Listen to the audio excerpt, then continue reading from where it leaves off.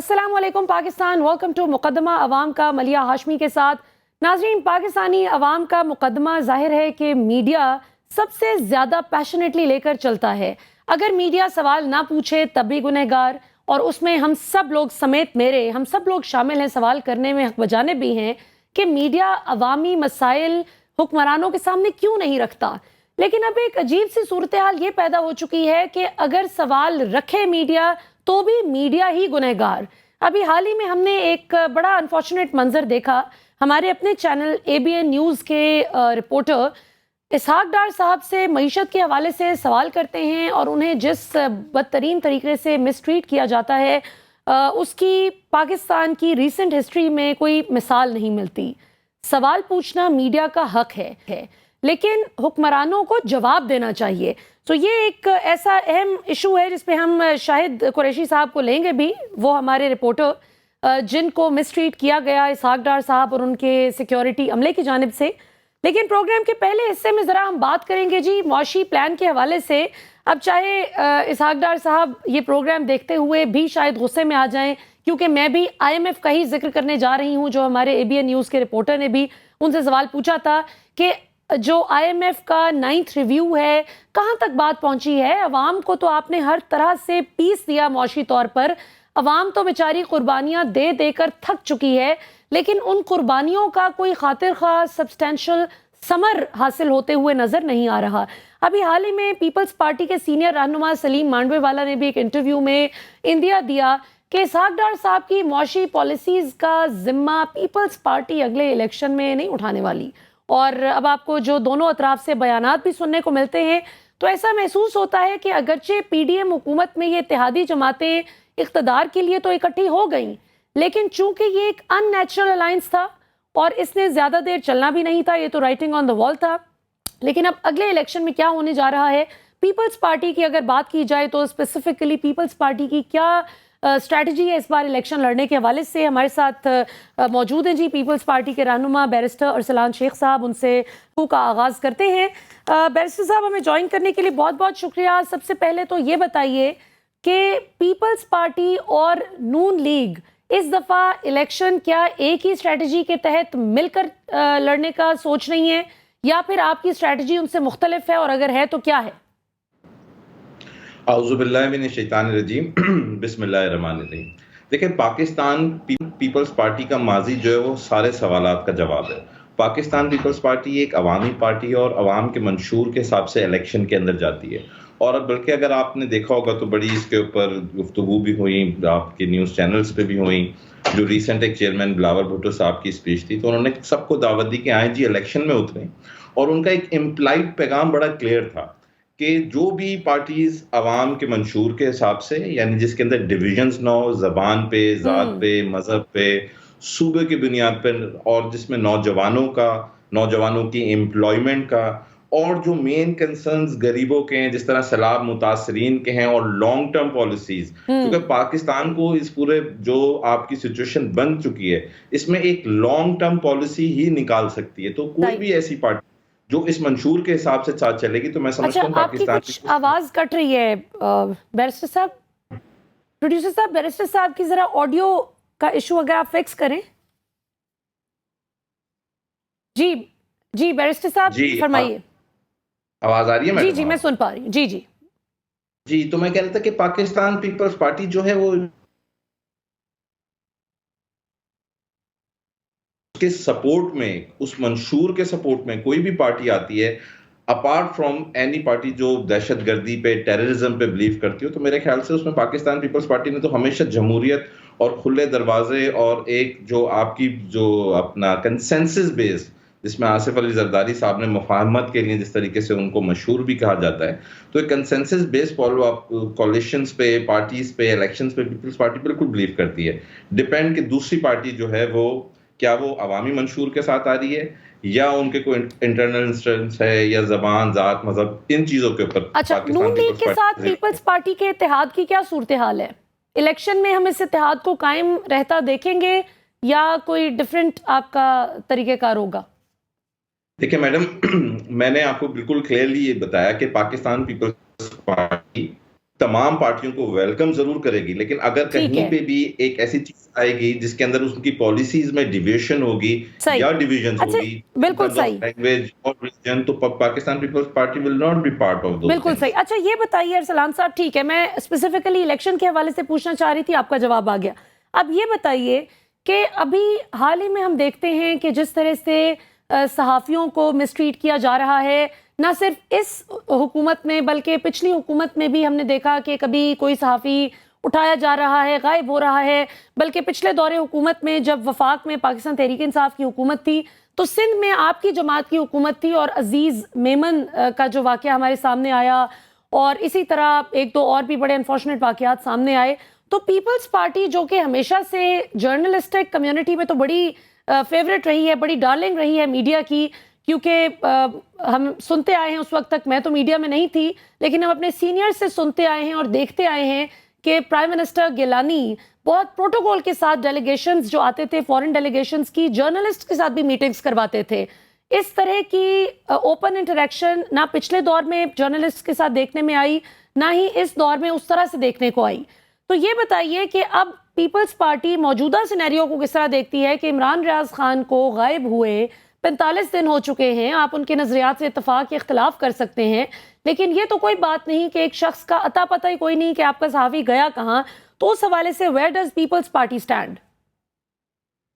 دیکھیں first of all, کیونکہ جو لاپتہ ہوئے وہ پنجاب والے سیکشن سے ہوئے، نہ فیڈرل اپنا اس میں پی ایم ایل این کی گورنمنٹ ہے، تو آئی تھنک وہ اس کا بہتر لا اینڈ آرڈر پہ جواب دے سکتے ہیں. لیکن اگر اس کو ہولسم پکچر میں لیں گی تو اس کا جواب ہمیں میں سمجھتا ہوں بہتر ملے گا. اگر ہم ایک اسپیسیفک انسیڈنٹ کی بات کریں گے تو کبھی بھی نہ ہمیں ان سوالات کا جواب مل پائے گا، نہ ہم نتیجے پہ پہنچ پائیں گے، کیونکہ پاکستان کے اندر ایسی بدترین مثالوں کی ایک بہت لمبی قطار ہے. اور اس کی بنیادی وجہ یہی ہے کہ افسوس کے ساتھ مجھے کہنا پڑ رہا ہے کہ ہمارے ہاں ملک میں ایک رول آف لا کا ایک سسٹم پریویل نہیں کر رہا، ایک long term consistent democratic system نہیں پریویل کر رہا. جرنلسٹ سول سوسائٹی کے ایک بہت امپورٹنٹ پلرز ہیں.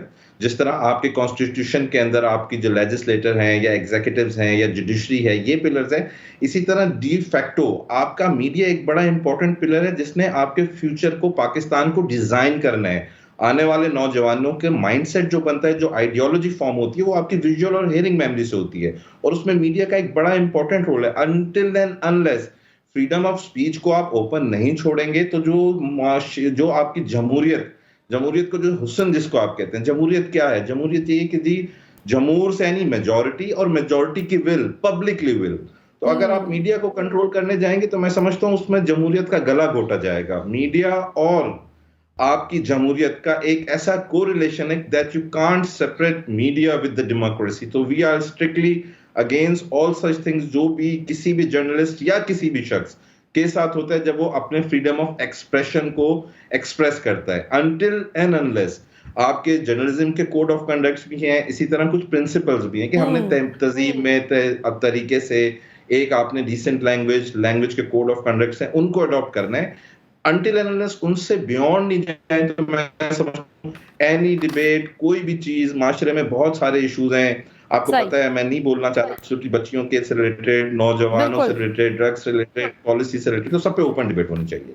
بالکل صحیح. بہت بہت شکریہ بیرسٹر ارسلان شیخ صاحب، آپ ہمارے ساتھ موجود تھے.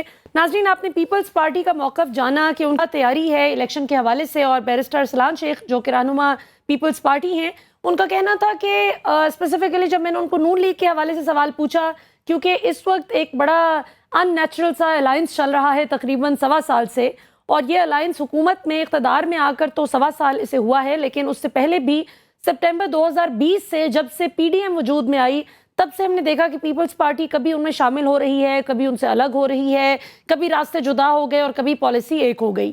تو ایسے میں ان کا کہنا تھا کہ ہم الیکشن کی ہماری جو اسٹریٹجی ہے وہ باقی جماعتوں سے مختلف ہوگی، لیکن ہم خوش آمدید کہیں گے جو بھی ہمارے ساتھ ہماری نظریے کے مطابق آ کر چلنا چاہے. تو گھما پھرا کر جواب دیا، اصل جواب یہی سمجھ میں آتا ہے کہ پیپلز پارٹی کا نظریہ اور منشور اور ان کی الیکشن اسٹریٹجی ڈیفرنٹ ہوگی. اور یہ بار بار ہم پہلے دن سے یہ بات کرتے آئے ہیں کہ ابھی اقتدار کے لیے تو یہ پاکستان تحریک انصاف کے خلاف اکٹھے ہو گئے، لیکن آگے چل کر زرداری صاحب کی جو گیم، بہت سے لوگ کہتے ہیں کہ وہ ایسی گیم کھیل گئے ہیں 1.25 سال میں کہ اب انہوں نے اپنے اگلے دور کے لیے راستہ بہت حد تک ہموار کر لیا ہے. اس میں کس حد تک جو ہے پولیٹیکل پنڈٹس کیا کہتے ہیں, اینالسٹ کیا کہتے ہیں, اس پہ اگلے سیگمنٹ پہ ذرا چل کے بات کریں گے. سی یو آفٹر شارٹ بریک کے بعد ذرا ہم پوچھتے ہیں اپنے نمائندے خصوصی شاہد قریشی صاحب سے بھی کہ کیا معاملہ ہوا, اسحاق ڈار صاحب کیوں آخر آپ کے ایک معصومانہ سے سوال پر سیخ پا ہو گئے. After the break welcome back ناظرین. بہت ہی ایک افسوسناک واقعہ کل پیش آیا. وزیر خزانہ اسحاق ڈار صاحب کو ہمارے ABN نیوز کے رپورٹر نے ایک بہت ہی معصومانہ سوال کیا IMF کے حوالے سے, جو پاکستان کا ہر شہری نہ صرف یہ جاننے کا حق رکھتا ہے بلکہ یہ کیوریوسٹی بھی ہے ہر شخص کیوریس ہے کہ ہماری IMF کی ڈیل آخر کیوں نہیں ہو پا رہی, اور اگر IMF کی ڈیل نہیں بھی ہو پاتی تو پھر آلٹرنیٹ سولوشن کیا ہے. تو ایسے میں ایک سیدھا سادہ سا سوال تھا جس پہ ڈار صاحب نے بہت ناگواری کا اظہار کیا, اور ہمارے رپورٹر شاہد قریشی صاحب کو پہلے تو انہوں نے جھپٹ کے پہلے تو ایک تھپڑ لگایا, اور پھر ان کے گارڈ نے بھی ان کا فون جو ہے وہ گرانے کی کوشش کی. سو آج کے ہمارے اس سیگمنٹ میں ہمارے ساتھ ABN نیوز کے رپورٹر آن اکانومی, جو معیشت کو پچھلے 7-8 سال سے کور کرتے آ رہے ہیں, شاہد قریشی صاحب, وہ بھی جوائن کر رہے ہیں اسٹوڈیوز میں, اور ساتھ ہمیں اسکائپ پر جوائن کر رہے ہیں بریگیڈیئر احمد سعید منہاس صاحب. دونوں معزز مہمانوں کا بہت بہت شکریہ. بریگیڈیئر صاحب سے گفتگو کا آغاز کرتے ہیں, اور پھر میں شاید آپ کے پاس آؤں گی اور پورا ہم آپ سے قصہ سنیں گے کہ ہوا کیا, ویڈیو کتنی بنی, اور ویڈیو میں کس حد تک اس سارے معاملے کا اس نے احاطہ کیا. بریگیڈیئر صاحب, آپ سے گفتگو کا آغاز کرتے ہیں. پہلے تو بہت بہت خوش آمدید, آپ پہلی مرتبہ ہمارے شو میں تشریف لائے. یہ بتائیے کہ ابھی جو موجودہ سیاسی صورتحال ہے اس میں ساتھ ساتھ اب ایک اسٹریٹجک پہلو بھی ہے, سیکیورٹی کا پہلو بھی ہے, پولیٹیکل انسٹیبلٹی سے ظاہر ہے کہ پاکستان میں اس وقت شہری خود کو غیر محفوظ بھی تصور کر رہے ہیں. اس ساری کشتی کو آپ کس طرف کیا پار لگتے ہوئے دیکھ رہے ہیں, یا پھر خدا نخواستہ جس طرح ابھی ہمارے وزیر خزانہ جو ہے وہ ہاتھا پائی پہ اتر آئے ہیں, یہ اب آپ کو کوئی خطرناک صورتحال ہوتی نظر آ رہی ہے؟ دیکھیے, اس وقت ملک میں پورے ایک انریسٹ کی سچویشن ہے. اس میں اسپیشلی آپ کی پولیٹیکل انسٹیبلٹی جو ہے وہ بڑی عروج کے اوپر ہے. یہ پولیٹیکل انسٹیبلٹی کی وجہ سے آپ کی جو معاشی صورتحال ہے وہ سیورلی امپیکٹ اس سے کر رہی ہے. اس میں کوئی دو رائے نہیں کہ جب تک آپ کی سیکیورٹی آپ کی جو جس میں کہ آپ کی معاشی سیکیورٹی, آپ کی پولیٹیکل سیکیورٹی نہیں ہوگی, اسٹیبلٹی نہیں ہوگی, آپ پاکستان جو ہے جس رفتار سے آپ اس کو ترقی کرتے ہوئے دیکھنا چاہتے ہیں شاید یہ ممکن نہیں ہوگا. تو لہٰذا سب سے پہلے تو آپ کو پولیٹیکل اسٹیبلٹی کی ضرورت ہے. لیکن پولیٹیکل اسٹیبلٹی کے لیے تمام پولیٹیکل پارٹیز کو ایک پیج پر ہونا ضروری ہے, اور ایک پیج پر ہونے کے لیے کوئی ایسا میکینزم, کوئی ایسا کچھ ہونا چاہیے کہ جس میں اسپیشلی ایسی جو پارٹیز جو کہ اس وقت مین دھارے میں نہیں ہیں ان کو بھی ایک ٹیبل پہ لا کے بٹھانے کی ضرورت ہے. اس میں پولیٹیکل میچورٹی کی ضرورت ہے. اب جہاں تک اپنے معاشی صورتحال کی جو اپنے بات کی ہے, تو معاشرت کے لحاظ سے بھی ابھی حالیہ دنوں کے 3-4 روز پہلے ایک اسپیشل انویسٹمنٹ فیسیلیٹیشن کونسل کا قیام بھی کیا گیا, جس میں کہ آپ کے چیف آرمی سٹاف ممبر ہیں, آپ کے چاروں وزرائے اعلیٰ ہیں, گورنرز ہیں, پرائم منسٹر ہیں, وزیر خارجہ بھی ہیں شاید اس میں, اور آف کورس آپ کے اسحاق ڈار صاحب بھی ہیں. تو اس فیسیلیٹیشن کونسل کا مقصد اسی طریقے کا ہے جیسے کہ MO ڈائریکٹریٹ GHQ میں فیٹف کی جب چیزیں ہم لوگ 27 پوائنٹ ان کے پورے کرنے تھے اور گرے سے وائٹ لسٹ کے اندر آنا تھا, تو اس میں کافی ساری جو ہے وہ رکاوٹیں تھیں, کچھ مس انڈرسٹینڈنگ تھی بٹوین پولیٹیکل پارٹیز.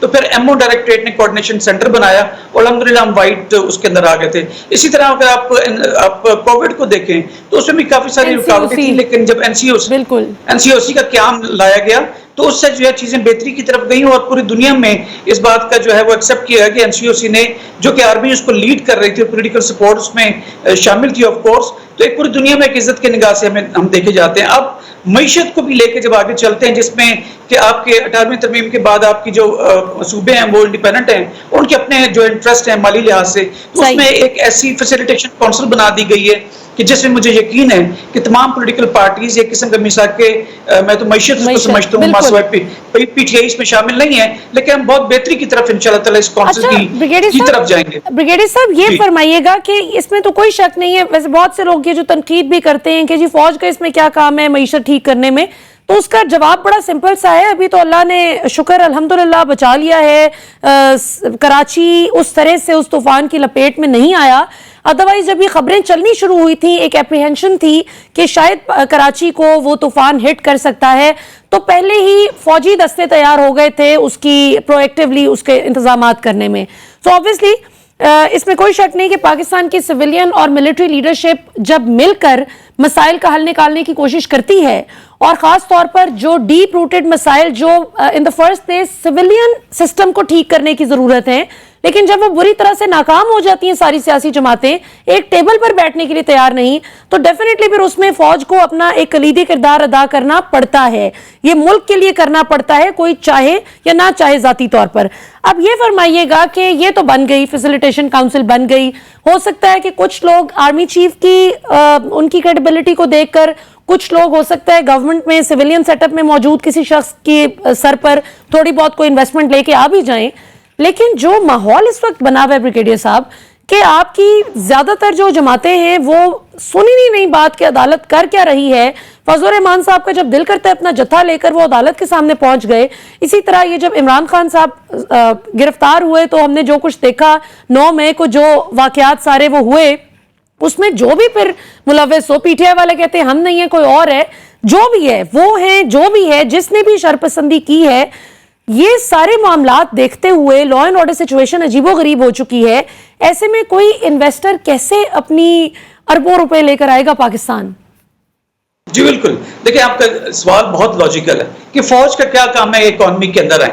تو میں ایک دفعہ پھر ریپیٹ کر دوں کہ جو فیسیلیٹیشن کونسل بنائی گئی ہے, اس میں فوج کا رول کوئی اکنامک لحاظ سے پالیسیز بنانا نہیں ہے. اس کا جو مقصد ہے بیسیکلی فیسیلیٹیٹ کرنا ہے. اس کا مقصد بیسیکلی ایڈمنسٹریشن اور کوارڈینیشن کرنے کا ہے, اور یہ ان کو ریکویسٹ کریں گے آف کورس پولیٹیکل پارٹیز کو ایک پیج پر آ کر بیٹھیں تاکہ ملک کا آپ سوچیں. تو چونکہ فوج کا بھی ایک ریگارڈ اینڈ رسپیکٹ ہے پولیٹیکل پارٹیز کے اندر, یہ ملک کے اندر, تو اس میں کوئی دو رائے نہیں کہ وہ سارے ایک پیج پہ آ کے بیٹھ جاتے ہیں. اگر آپ کا ایم او ڈائریکٹریٹ کے اندر اس کا فیٹ اپ کا یہ کوارڈینیشن سینٹر نہ بنتا تو آپ یقین رکھیں کہ ابھی تک ہم شاید گرے لسٹ کے اندر ہوتے. این سی او سی کے اندر جب صوبوں کو بتایا گیا کہ کیسے کوآپریشن کرنی ہے تو انیشلی وہ اس کو ریزسٹ کر رہے تھے, لیکن جب این سی او سی بنایا گیا جس میں کہ ایک لیفٹنٹ جنرل اس کو کمانڈ کر رہے تھے, سب نے کوآپریٹ کیا. اسی طرح صرف ایڈمنسٹریشن اور کوارڈینیشن کے لیے ایک چیز.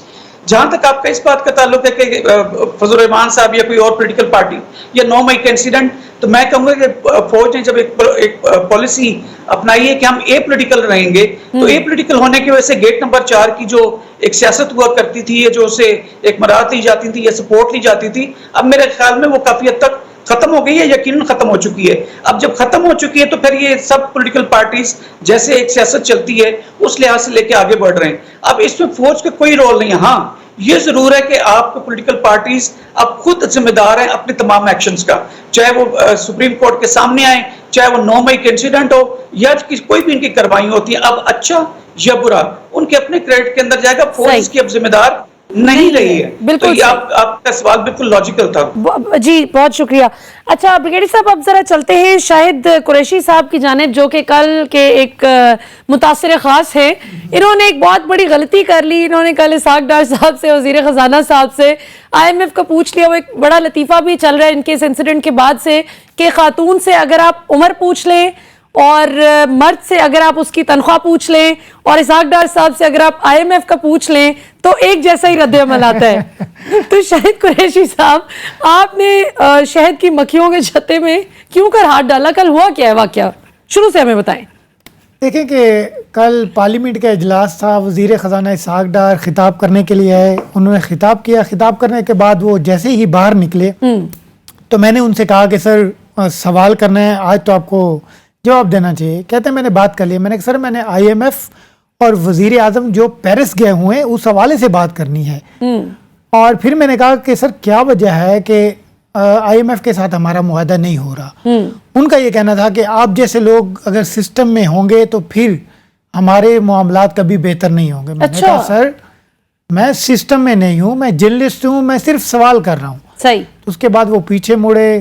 انہوں نے جو ان کا تھپڑ تھا وہ رسید کیا, ساتھ میں جو گارڈ سے انہوں نے موبائل چھیننے کی کوشش کی. تو میں نے کہا سر آپ لڑتے کیوں ہیں؟ تو ہم صرف سوال کرتے ہیں. اس کے بعد وہ واپس جیسے ہی گئے گاڑی میں تو انہوں نے پھر گارڈ سے کہا جی اس کو پکڑیں اور اس کو سبق سکھائیں. اچھا. پھر میں پارلیمنٹ سے جیسے وہ میرے پیچھے لپکے 3-4 لوگ, میں اس کے بعد پھر بھاگ گیا, پریس ایسوسی ایشن کے آفس گیا. اس کے بعد پھر میں پریس گیلری میں گیا اور وہ میرا پیچھا کرتے ہوئے چیئرمین سینٹ کے چیمبر کے سامنے کچھ جرنلسٹ دوست کھڑے ہوئے تھے. تو انہوں نے ان کو سے پوچھا بھی آخر کیا وجہ ہے آپ شاہد قریشی کے پیچھے بھاگ رہے ہیں. انہوں نے اس چیز کو وہ کر کے رفع دفع کر کے اس کے بعد وہ سائڈ پہ نکل گئے. اور اس سے گزشتہ 3 روز پہلے بھی میں نے ان سے یہی کوئی ایک ڈیفرنٹ سوال کیا تھا. اچھا. تو ان کے جو گارڈز ہیں ان کی جانب سے کافی دھکم پیل بھی ہوئی, مارنے کی بھی کوشش کی, اور اس کا ہم نے پہلے بھی یہ 3 دن پہلے. اچھا. پھر میں نے اسحاق ڈار صاحب سے کہا بھی, اس کا گلہ بھی کیا, سر یہ کیا کر رہے ہیں, ایسا نہیں ہونا چاہیے. 2 ہفتے قبل جب میری ان سے بات ہوئی, میں نے کہا سر بات سنیں کہ آپ ہمیشہ کہتے ہیں کہ I am the finest and وہ کہتے ہیں کہ ویری انٹیلیجنٹ بلا بلا قسم کا اپنی تعریفیں خود ہی وزیر خزانہ, نہیں وہ ان کے تاثر آتا ہے. تو اگر اپنے بارے میں یہ تاثر, ہاں کہ میں سب سے زیادہ انٹیلیجنٹ ہوں. اب ڈیٹا اگر دیکھتے ہیں, ہم ڈیٹا دیکھتے ہیں, میں کمپیئر کر تو 2008 میں گورنمنٹ تھی میرے خیال ہے اس کی پیپلز پارٹی کی آئی تھی 2008 سے 2013 تک $10 بلین کی برآمدات بڑھی. 2000 پھر ہمیں 13 سے 18 تک 40 پہ جانا چاہیے نا, ہم 25 پہ آگے تھے. 25 ہاں بالکل. جبکہ بنگلہ دیش $24 ارب پہ چلا گیا, وہ بھی ہمارے برابر کھڑا تھا 2013 تک, لیکن ہم ان 5 سالوں میں پیچھے آئے 25 پہ آگے. لیکن ہم نے اب ڈار صاحب نے کیا شو کیا کہ میں نے جو اکانومی ہے 5 سال میں مزید بہتر کر دی. اس میں کیا فلاس تھے, اس میں کیا آپ نے جو غلط منصوبے جس میں آئی پی پیز والے شامل کیے, اس سے معیشت کا کیا بیڑا غرق, ٹھیک ہے, اس میں معیشت کا کیا بیڑا غرق کیا گیا. اب ایسے سوالات جب ہم کرتے ہیں تو اس پہ ڈار صاحب جو ہیں وہ تل ملا اٹھتے ہیں. اسد عمر صاحب تھے, ان کے ساتھ بھی ہم نے کام کیا, ان سے بھی سوالات ہوتے تھے. حفیظ شیخ صاحب سے بھی سوال ہوتے تھے جو IMF کی طرف سے کہتے ہیں بھیجے گئے تھے. کبھی انہوں نے شوکت ترین تھے, شوکت ترین صاحب تھے, مفتاح اسماعیل تھے, نون لیگ مفتاح بھی آرام سے کھڑے ہو کے جواب دیتے, نہیں دینا تو نو کمنٹس. لیکن ان کی جانب سے جب بھی IMF یا اس کے حوالے سے سوال ہوتا ہے تو وہ کبھی کہتے ہیں کسی پولیٹیکل, آپ PTI کے کارکن ہیں شاید, یا شاید آپ کو ہم سے زیادہ پتہ ہے, یا آپ کو انٹرنیشنل میڈیا زیادہ خبریں دیتا ہے. تو یہ کل تو انہوں نے حد ہی کر دی. اور پھر انہوں نے جو دوبارہ ایک جو میرے ساتھ زیادتی ہوئی, جو ہماری جو تنظیمیں ہیں جرنلسٹ تنظیموں کی جانب سے پریشرائز کر کے پارلیمنٹ میں داخلے کی پابندی لگا دی. نہیں, اس کے بعد وہ مجھے فائنانس منسٹری جو ادھر یہاں پر لے گئے, حالانکہ ادارے نے کہا جی ہم آپ کے ساتھ ہیں, سارا کچھ ہے, تو وہاں بھی زیادتی ہوئی. اور وہ اس بات کو جو ویڈیو میں اس سے کہہ رہے تھے کہ میں نے کچھ زیادتی نہیں کی, میں نے کچھ کیا ہی نہیں ہے. تو یہ جو رویہ ہے نا, یہ انتہائی غلط ہے. یہ تو بہت ہی, تو آپ کی جو PFUJ ہے اور جو دیگر جرنلسٹک ہماری جو ہیں تنظیمیں ہیں, انہوں نے کوئی اس کا نوٹس لیا ہے؟ کوئی ان کی جانب سے کوئی خاص نوٹس نہیں آیا. وہ کوئی اس کو کوئی ذاتی اعناد بنا رہے ہیں, کوئی مسئلہ بنا رہے ہیں. تو یہ ڈیفرنٹ جو چیزیں ہیں, اگر PTI کا وزیر ہوتا ڈار صاحب کی جگہ, پھر ہو سکتا ہے کہ پورے جلوس نکل رہے ہوتے آپ کے حق میں. PTI چلو کچھ سٹرونگ تھی, اگر PS پارٹی ہوتی نا تو پھر تو جلوس پکا تھا. اگر PTI ہوتی اس سے تھوڑے کم ہوتے, اگر نون لیگ ہے تو اب کوئی نہیں کر رہا. ہاں, کوئی بھی نہیں کر رہا. اچھا, ویسے یہ بتائیے کہ بریگیڈیئر صاحب کی طرف جانے سے پہلے آپ سے ایک کوئک کویشچن کروں, پھر ڈار صاحب کے حوالے سے ایک اور بھی دلچسپ سوال کروں گی, لیکن پہلے یہ بتائیے کہ آپ نے ابھی پیپلز پارٹی کی گورنمنٹ کے ساتھ بھی پہلے کام کیا, پھر نون لیگ کی گورنمنٹ آئی, پھر PTI کی بھی گورنمنٹ آئی, تو اوور آل آپ نے باقی نون لیگ کے علاوہ, ویسے تو PDM میں آبویسلی ابھی پیپلز پارٹی بھی شامل ہے, ان کے پاس بھی وزارت خارجہ ہے, بے نظیر انکم سپورٹ پروگرام ہے, جس بات کا انہیں بہت دکھ بھی ہے نون لیگ والوں کو کہ ساری جو اچھی عوام کو خوش کرنے والی منسٹریز ہیں وہ زرداری صاحب نے خود رکھ لیں اور ہمیں دے دی ہیں ذرا جواب دہی والی منسٹریز. تو یہ بتائیں کہ پچھلا جو PTI کا دور حکومت تھا اس میں اور پیپلز پارٹی کے دور حکومت میں آپ کو کیسے ٹریٹ کیا جاتا تھا, یا اوور آل رپورٹرز کو, جرنلسٹ کو؟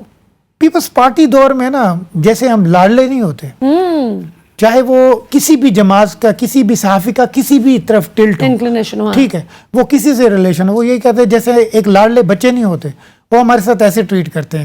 ان کے ساتھ ہم جتنی بھی کریں, جتنا بھی غصہ کریں, سوال کریں, زرداری صاحب آ رہے ہیں گھنٹے کی سپیچ کر کے, آدھے گھنٹے کی سپیچ کر کے ہم نے روک لیا ہے, نہیں سر آپ نے بات کرنی ہے, بیٹا میں تھکا ہوا ہوں, نہ کریں, آج نہیں بات کرتا, جتنا بھی کرے نا.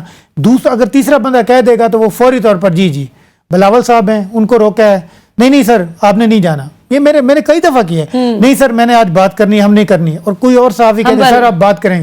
ایک بندہ بھی کھڑا ہو نا, ایک بندہ بھی کھڑا ہو, یہ نہیں کہ ان کے لیے ایک فوج ہو جرنلسٹوں کی, एक बंदा भी खड़ा हो ना, मैंने कई मरतबा देखा है कि बिलावल भुट्टो जरदारी साहब जो हैं वो खड़े हो जाते हैं जी, बात करते हैं। इस तरह पीटीआई में भी कुछ लोग थे जो हमारे साथ थे, हाँ। जैसे हमाद अजहर साहब थे, ठीक है, वो फाइनेंस मिनिस्टर थे, जैसे उनको मैंने रोका, नहीं नहीं सर हाथ से पकड़ लिया, उन्होंने कहा जी जी अच्छा चलो कर लो यार। सही। ये मेरा एक एक्सपीरियंस जो मैं अपना शो देखा मैंने यहाँ पर। बिल्कुल। लेकिन ये वाहिद नून लीग दौर में जो है ना ये चीज़ें बहुत मुश्किल होती हैं। हम समझे थे कि शायद ये कुछ समझ गए होंगे, नून में भी अच्छे लोग हैं, ये नहीं है कि मैं मिफ्ता इस्माइल हैं, शाहिद खाकान अब्बासी साहब हैं, मरियम औरंगजेब साहब हैं, ये भी माशाल्लाह बड़ा वो करती हैं, केयर करती हैं। लेकिन कुछ इसके जो लोग हैं ना वो कोई टेक्नोक्रेट्स, कोई इतने कोई सख्त दिल, कोई ये डार साहब को अब टेक्नोक्रेट तो नहीं कह रहे, आए तो वैसे टेक्नोक्रेट की तरह ही हैं थोड़ी देर के लिए। उनका जो काम करने का अंदाज है वो तो टेक्नोक्रेट वाला है। अच्छा, बिल्कुल सही। नाज़रीन, यहाँ पर वक्त हो एक शॉर्ट कमर्शियल ब्रेक का, ब्रेक से वापस आते हैं तो ब्रिगेडियर अहमद मिन्हाज साहब से भी गुफ्तगू के सिलसिले को आगे जोड़ेंगे और शायद कुरैशी साहब से भी कुछ और दिलचस्प सवालात करेंगे after the break. Welcome back नाज़रीन, बहुत ही इंटरेस्टिंग डिस्कशन चल रही है। हमारे साथ मौजूद ब्रिगेडियर अहमद सईद मिन्हाज साहब और शाहिद कुरैशी साहब। पहले अब हम चलते हैं जी, इस सेगमेंट का आगाज करते हैं ब्रिगेडियर अहमद मिन्हाज साहब से। ब्रिगेडियर साहब, आपने पिछले सेगमेंट में सुना जो सारी सूरत हाल शाहिद कुरैशी साहब ने बताई कि किस तरह से इसहाक डार साहब बहुत ज्यादा एग्रेसिव हो गए इनके साथ, हालांकि इन्होंने तो सादा सा सवाल पूछा था IMF के हवाले से। अब सूरत हाल ये है एज वी स्पीक, जो 9th रिव्यू होना था IMF का वो अभी तक मुकम्मल नहीं हो सका और अवाम को जो एक कहा गया कि कड़वी सी गोली खा लें, कोई बात नहीं, मुश्किल थोड़ी सी बर्दाश्त कर लें, एक दफ़ा IMF से मामला तय पा जाए तो उसके बाद आगे चलकर आसानी एक्सपेक्टेड है। वो तो अब हमें लगता है कि ना कोई सूरत हाल बनेगी। और शाहिद कुरैशी तो ऐसे ही दुखी हो रहे हैं कि इनको डार साहब ने एक थप्पड़ रिसीव कर दिया, वो तो मुझे भी लगा दें, किसी और जर्नलिस्ट को भी लगा दें, हमें इतना दुखी होने की जरूरत नहीं है एक दो थप्पड़ खा के। वो तो IMF को भी आंखें दिखा देते हैं कि IMF शुड बिहेव। वो हमारे एक दोस्त हैं, निजी टेलीविजन चैनल पर वो प्रोग्राम करते हैं, तो उनके शो में इसहाक डार साहब ने बड़े तमतराक से फरमाया था कि IMF जरा बिहेव करे। तो ऐसी सूरत हाल में आपको क्या लगता है, एक तरफ जैसे आपने पिछले सेगमेंट में जिक्र किया कि आर्मी चीफ अब बाकायदा खुद इन्वॉल्व हो रहे हैं इस चीज में कि फैसिलिटेट किया जाए इन्वेस्टमेंट को, पाकिस्तान को मौशी तौर पर जरा खड़ा करने में पाकिस्तान की फौज भी सपोर्ट करने के लिए मैदान में उतर गई है, तो ऐसे में जब हमारे वजीर खजाना साहब का रवैया ये होगा कि या तो आप IMF को खुद स्ट्रेट अवे इनकार कर दें, ये तो ऐसा मामला है कि जैसे रिसीविंग एंड पे अल्लाह के फजल से IMF है और हम गिविंग एंड पे हैं। तो आपको क्या लग रहा है, what do you make of it? देखिए, शाहिद साहब के साथ जो वाक़या हुआ जो सोशल मीडिया पे काफ़ी वायरल है, कंडेमेबल है, ऐसा नहीं होना चाहिए किसी भी कोई भी शहरी पाकिस्तान को उसकी इज़्ज़त नफ्स है। बट एनीवे मैं उसके ऊपर ज़्यादा कमेंट नहीं करूँगा। लेकिन ये ज़रूर है कि जो चीज़ एक अपरेंट नज़र आ रही थी वो उनकी फ्रस्ट्रेशन थी बेसिकली, और फ्रस्ट्रेशन एज ए ह्यूमन भी, एज ए इंडिविजुअल भी, और एज अ फॉर आपको जो ये फाइनेंस मिनिस्टर, जी बिल्कुल, मिनिस्टर के लिहाज से जो मईशत के जो मिनिस्टर है हमारे जी, अब उनकी वो किसी सूरत भी IMF उनके साथ करने को तैयार नहीं है, किसी किस्म की मुआहदा या आगे आपकी जो नई ट्रांशर उन्हें जारी करनी थी, बल्कि अब जो हालिया दिनों में उनकी मीटिंग में होने वाली है उसमें पाकिस्तान को जो ट्रांशर देने थे वो एजेंडा में शामिल भी नहीं है। तो एक फ्रस्ट्रेशन एक जो है हमारे मिनिस्टर साहब की जो है वो वाज़ेह तौर पर नजर आ रही थी। अब ये जो उनकी फ्रस्ट्रेशन थी, दो वजूहात इसकी होती है। मैंने कहा कि इंडिविजुअल लेवल की है, सेकंड लेवल पे ये कि आप चूंकि वजीर हैं और आप अपने मुल्क की सोवरेनिटी को चैलेंज होते हुए देख रहे हैं एक ऐसे इदारे के साथ कि जिसका पॉलिटिकल हालात के साथ कोई ताल्लुक नहीं होना चाहिए, लेकिन उनकी जो हेड है IMF की, उन्होंने कैटेगोरिकली कहा कि आप अपने अंदरूनी हालात को पहले ठीक करें, फिर आपको माली इमदाद हम देंगे। तो इससे माली इमदाद का हमारे पॉलिटिकल के साथ डायरेक्ट लिंक नहीं होना चाहिए था। लेकिन आप देखें, अगर हकीकत में देखें तो वो कुछ गलत भी नहीं कह रहे, क्योंकि उनको जो हमें कर्जा देना है उसको वापस भी लेना, और वापस लेने के लिए यहाँ पे इकोनॉमिक हालात अगर इस तरह के होंगे कि हम कुछ कमाएंगे तो IMF को उनका कर्जा या उनकी किस्त जो वापस की जा सकेगी। तो लिहाजा आपकी रिलेटिव टर्म्स के अंदर जो आपकी खुद मुख्तारी है स्टेट की वो चैलेंज हो रही। तो बेसिकली इसहाक डार साहब की जो फ्रस्ट्रेशन थी शायद वो इसको डिमॉन्स्ट्रेट करती है। लेकिन मैं जहाँ तक आपने कहा कि फौज में चीफ आर्मी साहब इसको खुद देख रहे हैं, تو اب ظاہر ہے مجبوراً ان کو بٹھانا تو پڑے گا سب کو, تمام اسٹیک ہولڈرز کو بٹھانا پڑے گا, ایک سینٹرل ایجنڈے پر سینٹرل پوائنٹ کے ساتھ لے کے چلنا پڑے گا, جو مرضی کر لیں. لیکن آپ کی دنیا کا ابھی بھی آپ کو جانتے ہیں کہ سینٹر آف گریوٹی عوام, اس میں کوئی دو رائے نہیں ہے, لیکن اس کا مین جوز جو ہے وہ آرم فورسز ہیں. اگر آرم فورسز کو یہ گارنٹی دیتی ہیں لوکل انویسٹرز کو یا فورن انویسٹرز کو, تو آپ تسلی کے ساتھ یہاں پہ اپنی انویسٹمنٹ کر سکتے ہیں. تو اب لیٹس سی کہ اسے فردر آگے جو ہے وہ کیسے لے کے چلیں گے. لیکن میرے خیال کے اندر جو یہ فیسیلیٹیشن کونسل بنائی گئی یہ ڈیویڈنڈز لے کر آئے گا, لیکن آپ کو پولیٹیکل اسٹیبلٹی کی انتہائی ضرورت ہے. جو بھی آئندہ آنے والے دنوں کے اندر آپ جب الیکشنز ہوں گے تو خود بخود گورنمنٹ جو ہے نئی گورنمنٹ جو فارم ہوگی وہ آپ کی پرفارمنس پہ ڈیپینڈ کرے گی, چاہے وہ پی ٹی آئی کی گورنمنٹ ہو, پیپلز پارٹی کو, یا نون لیگ کی, جس کی مرضی گورنمنٹ آ جائے. تو just wait for some time, انشاءاللہ تھنگز ول گو بیٹر انشاءاللہ. اچھا شاہد قریشی صاحب, آپ چونکہ معیشت پچھلے 7-8 سال سے کور کر رہے ہیں اور ابھی ہم نے ایک تقابلی جائزہ بھی لیا ایکسپورٹس کا کہ کس طرح سے پاکستان کی ایکسپورٹس 2013 میں جو پیپلز پارٹی گورنمنٹ چھوڑ کے گئی تھی جس مقام پر, وہاں سے کہاں ہم گر گئے, اور پاکستان کی جو صورتحال اگر آپ بنگلہ دیش سے دیکھیں تو ٹیکسٹائل بزنس آپ کا 60 سے 65% بنگلہ دیش شفٹ ہو گیا, اور اس کی بنیادی وجہ تھی کہ لوڈ شیڈنگ کا اتنی زیادہ وہ فریکوینسی بڑھ گئی تھی جس کی وجہ سے آبویسلی آپ کی انڈسٹری ساری ٹھپ ہو گئی. ابھی as we speak textile industry دوبارہ سے 40% تک بند ہو گئی ہے پچھلے سوا سال میں. اب یہ بتائیں کہ آپ کی کیا خبر ہے کہ اس ساری سچویشن سے نمٹنے کے لیے حکومت کے پاس کیا پلان ہے, اور دوسرا یہ کہ اب جو نئی گورنمنٹ جب آئے گی تو اس کے لیے کتنا چیلنجنگ ہوگا معیشت کو آگے لے کے چلنا. دیکھیں کہ معیشت کے لیے دو چیزیں ہوتی ہیں, آپ نے اپر اکانومی اور رورل اکانومی دونوں پہ فوکس کرنا ہوتا ہے. انفارچونیٹلی ہماری 2013 کے بعد جو گورنمنٹس آئیں انہوں نے رورل اکانومی پہ اس طرح فوکس نہیں کیا, کسانوں کو اس طرح فیسیلیٹیٹ نہیں کیا جتنا 2008 سے 2013 میں کیا گیا. اب آپ کو ایک زرعی پالیسی بنانی ہوگی, اس میں آپ کو جو کاٹن کا جو رقبہ ہے اس کو ریوائیو کرنا ہوگا. پاکستان میں کاٹن کا جو زمین ہے وہ تقریباً 40% اس کی جو کاشت ہے وہ کم ہوئی ہے. اس پہ جو ہے آپ نے شوگر کین جو ہے وہ کاشت کی ہے. اب کاٹن یوان جو ہے اس کی کیونکہ جو ہماری جو پھٹی ہے اس کی جو کوالٹی ہے وہ اتنی اچھی نہیں ہے, اسے جو یوان آتا ہے وہ اچھا نہیں ہے, اور پھر کیا ہوتا ہے جو انڈسٹری ہے اس کو باہر سے کاٹن منگانا پڑتا ہے, اور پھر جب یہ را مٹیریل ڈیپینڈنٹ ہونا پڑتا ہے, امپورٹ اورینٹڈ بن گئی ہے ساری انڈسٹری. اب اس میں بنگلہ دیش میں بھی نہیں ہوتا کہ وہاں بھی امپورٹ اورینٹڈ ہے, لیکن وہاں پر یہ ہے کہ آپ کو بجلی جو ہے وہ سستی ملتی ہے. مینوفیکچرنگ کاسٹ پاکستان مینوفیکچرنگ میں دوسرے نمبر پہ ہے دنیا میں. تو آپ کیسے کمپیٹ کر سکتے ہیں چائنا کو رائٹ دین ادر کنٹریز کو؟ اس کے لیے یہ ہے کہ آپ کو سستی بجلی پیدا کرنی ہوگی, اس کے لیے ایک لانگ ٹرم پالیسی بنانی ہوگی. جب 2013 سے 18 تک جب اس پہ کام ہو رہا تھا بجلی پہ, تو میں ہی وہ جرنلسٹ ایٹ دیٹ ٹائم, میں اس وقت ایک انٹرنیٹ نیوز ایجنسی میں تھا, تو میں نے اس وقت کے منسٹر سے کہا, میں نے کہا سر یہ جو پالیسی ہے یہ ہمیں برباد کر دے گی, کیونکہ اب کیپیسٹی پیمنٹس میں جب ہم پیسے دیں گے, جب اتنی بجلی مہنگی پیدا ہوگی, ڈالر بیس ریٹرن نہ ہم انڈسٹری کو دے سکیں گے بجلی, نہ ہم عوام کو سستی بجلی دے سکیں گے, تو پھر ہمارا ساتھ کیا ہوگا؟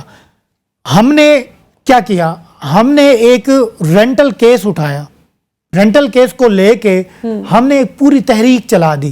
ہم نے نہیں یہ دیکھا کہ اس رینٹل کے فائدے کتنے ہیں, اس کو چلانے سے آپ کو کتنا فائدہ ہوتا کہ آپ سستی بجلی کے نئے پلانٹس لگا رہے تھے. اس پولیٹیکل گیم میں ایک پولیٹیکل پارٹی نے الیکشن تو جیتا, لیکن اس کا خمیازہ کسے بھگتنا پڑا ہمیں. اس کی وجہ کیا تھی کہ ہمارے پاس لانگ ٹرم پالیسی نہیں تھی. جب تک ہمارے پاس سستا فیول اور سستی انرجی نہیں آتی, ہم اس وقت تک انٹرنیشنلی کمپیٹ نہیں کر سکتے, اور اس کے لیے ہمیں فوری طور پر اقدامات کرنے ہوں گے, ہمیں پالیسی کو دیکھنا. اچھا شاہد یہ بتائیں کہ آپ نے مفتاح اسماعیل کو بھی دیکھا, یہ پی ٹی آئی گورنمنٹ کا اور ان کا تو تقابلی جائزہ ہم لیتے رہتے ہیں, کئی شوز میں بات کرتے رہتے ہیں. ظاہر ہے ابھی 1.25 سال پہلے تک کسان کافی خوشحال ہو گیا تھا ان کے 3.5 سال میں, کیونکہ اس میں جو مڈل مین کی جو ایک مونوپلی تھی وہ ٹوٹی, کسان کو اس کا اجرت اچھی ملنے لگ گئی تھی. لیکن اچھا ایکسپورٹس بھی بہت اچھی تھیں, لیکن اس میں کئی چیزیں ایسی تھیں, جس طرح آئی کلیئرلی ریمبر کہ جو امپورٹ ہو کے گاڑیاں بڑی سستی جاپان سے ادھر ادھر سے آتی تھیں, جو مڈل کلاس بندہ جو نہیں افورڈ کرتا 40-50 لاکھ کی گاڑی لینا, 30 لاکھ کی نہیں لے سکتا وہ گاڑی, تو وہ 10-10 لاکھ کی آپ کو ڈیہیتسو اور اس قسم کی کئی برانڈز آپ کو مل جاتے تھے. اس پہ رزاق داؤد صاحب نے پچھلے پی ٹی آئی دور میں پابندی لگا دی کہ جی امپورٹ ہوئی ہوئی گاڑیاں ہم نہیں لائیں گے, امپورٹ نہیں کریں گے گاڑیاں تاکہ ہماری ڈومیسٹک مارکیٹ اٹھے. اور ڈومیسٹک مارکیٹ نے کہاں سے اٹھنا تھا؟ یہاں پہ مینوفیکچرنگ تو ہوتی ہی نہیں ہے, امپورٹڈ را مٹیریل آتا ہے جس کو اسمبل کر کے آپ جو ہے اچھا بھلا انہوں نے کارٹل بنا رکھا ہے ہماری جو لوکل گاڑیوں کی جو کمپنیز ہیں. تو یہ بتائیے کہ مفتاح اسماعیل اور اسحاق ڈار 1.25 سال میں آپ نے دیکھا کہ دونوں وزرائے خزانہ آئے اور اپنی اپنی پالیسی کے مطابق انہوں نے حکومت کو لے کر چلے. دونوں میں سے آپ کو بہتر کس کی پالیسیز لگیں اور فرق کیا آپ نے محسوس کیا دونوں میں؟ دیکھیں کہ مفتاح اسماعیل مارکیٹ ویلیو کے حساب سے چل رہے تھے, ڈالر کو جس طرح فری فلوٹ کرنا تھا اس حوالے سے وہ اپنے اقدامات جو ہیں وہ پورے کر رہے تھے. اور آئی ایم ایف کے ساتھ جو میٹنگز تھیں, جو ان کے ساتھ اقدامات تھے, اس حوالے سے جو پیٹرولیم مصنوعات کی قیمتیں تھیں انہوں نے واضح کر دیا جی میں نے پیٹرولیم مصنوعات کی قیمتیں اتنی بڑھانی ہیں اور آئی ایم ایف کے ساتھ ہمارا معاہدہ بھی ہے. اب ڈار صاحب کی ایک مجبوری بھی آپ پولیٹیکل پارٹیوں کی ہوتی ہے, اس کی وجہ یہ ہے کہ یہ الیکشن ایئر ہے, الیکشن سال ہے, الیکشن ہونا ہے ہوپفلی, ٹھیک ہے. اب اگر الیکشن ہونا ہے تو اس میں اگر آپ پیٹرولیم مصنوعات کی مزید قیمتیں بڑھا دیں, لیوی مزید بڑھا دیں, مزید ٹیکس کا بوجھ بڑھا دیں تو یہ حکومت عوام کے پاس کیا لے کے جائے گی؟ آئی ایم ایف کا جو کہنا ہے, آئی ایم ایف کا کہنا ہے, یہ میں جو کل میٹنگ ہوئی ہے اس کی یہ ایک بڑی ایکسکلوسیو سٹوری آپ کے ساتھ ڈسکس کر رہا ہوں. آئی ایم ایف نے کہا ہے کہ 700 ارب روپے کے مزید ٹیکس لگائے جائیں اور شرح سود میں مزید 1% اضافہ کیا جائے اور ساتھ ساتھ جو جی ایس ٹی ہے اس میں بھی 1% اضافہ کیا جائے. اور اس کے ساتھ ساتھ کچھ مزید بھی انہوں نے چیزیں جو ہیں وہ ڈیمانڈ کی ہیں کہ یہ جو ہماری جو میں آن دا اسکرین نہیں کہہ سکتا, یہ ہماری جو مانگیں ہیں یہ بھی پوری کی جائیں. حالانکہ گورنمنٹ آئی ایم ایف کے جتنے بھی معاہدے تھے دوست ممالک سے اور دیگر ممالک سے وہ پورے کر چکی ہے. اور اس میں ہمیں ایک چیز اور بھی نہیں بھولنی چاہیے کہ جس طرح ہم بلاکس کی بات کرتے ہیں کہ ورلڈ آرڈر شاید چینج ہو رہا ہے, اس کی ایک میں عام سا اگر جرنلسٹ اسلام آباد میں بیٹھ کے کہہ رہا ہوں کہ ورلڈ آرڈر چینج ہو رہا ہے, اکانومی کا جرنلسٹ, تو اس کے اثرات پاکستان پہ پڑ رہے ہیں اور پاکستان کو کافی مشکلات کا سامنا کرنا پڑ رہا ہے. تو پوری دنیا میں یہ باتیں ہو رہی ہیں کہ ورلڈ آرڈر شاید چینج ہو رہا ہے, کہ ورلڈ آرڈر چینج ہونے کے حوالے سے اقدامات ہو رہے ہیں. ریسنٹلی آپ نے ایران سعودی عرب کے ساتھ دیکھا. اور ہمیں انرجی کے لیے ہمیں ہمسائے ملک کے پاس جانا پڑے گا, ہمیں ایسی پالیسیز بنانا پڑیں گی. اگر ہم ایسا نہیں کرتے تو ہم سروائیو نہیں کر سکتے, ہمارے پاس ڈالر نہیں ہے. بالکل صحیح. آخر میں لاسٹ 1 منٹ, بریگیڈیئر صاحب یور لاسٹ کامنٹ, بڑی اچھی انہوں نے مثال دی ایران اور سعودیہ کی. مجھے تو بڑی پرسنلی بڑی اس بات کی خوشی ہے کہ بلا وجہ جو سنی شیعہ فسادات اور اس طرح کی چیزیں ہم دیکھتے ہیں, جو شاید جب ہم چھوٹے تھے تو اس طرح کی باتیں بہت کم سننے کو ملتی تھیں, لیکن جیسے جیسے بڑے ہوتے گئے تو یہ باتیں بہت زیادہ بڑھتی گئیں. اب الحمدللہ ہم دیکھتے ہیں کہ ایران اور سعودیہ ایک دوسرے کے ساتھ مشترکہ جو ان کے مفادات ہیں ان کو لے کر آگے چل رہے ہیں, وچ از ویری گڈ. تو آپ کو کیا لگتا ہے کہ پاکستان میں ہمیں کون کون سے ڈفرینسز کو اب ختم کر کے ملک کی نیشنل انٹرسٹ کو آگے رکھ کر چلنے کی ضرورت ہے؟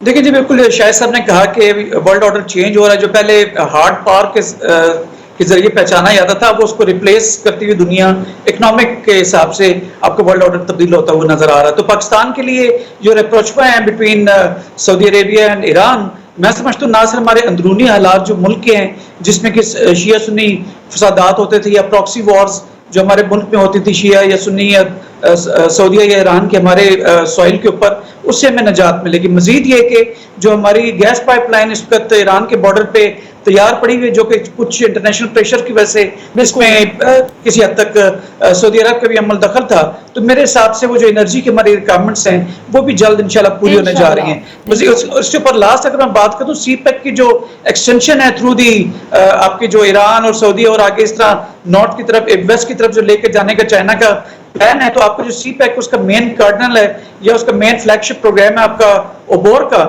تو اس کے بڑی تیزی سے ترقی ہوتی ہوئی چیزیں نظر آئیں گی. مزید یہ کہ آپ کے فاٹا اور جو بلوچستان کے اندر حالیہ دنوں کے اندر آپ دیکھیں پاک فوج نے جس طرح سے چیزوں کو سنبھالا ہے اور کسی دہشت گرد کو یہاں پہ پنپنے کا موقع نہیں دے رہا, کافی حد تک امن ہمارا الحمدللہ قائم ہو چکا ہے.